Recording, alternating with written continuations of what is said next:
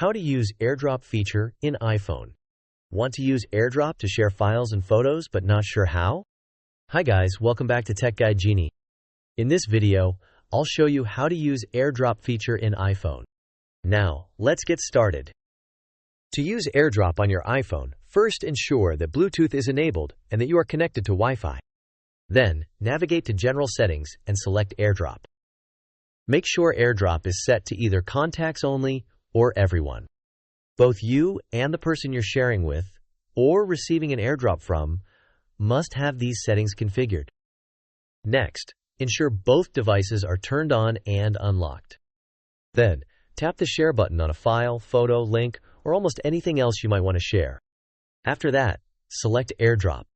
Then, tap the name of the person or device you want to send the airdrop to, and keep this screen open until the transfer is complete. To receive something via airdrop, make sure your device is unlocked, and wait for an airdrop notification to appear at the top of your screen.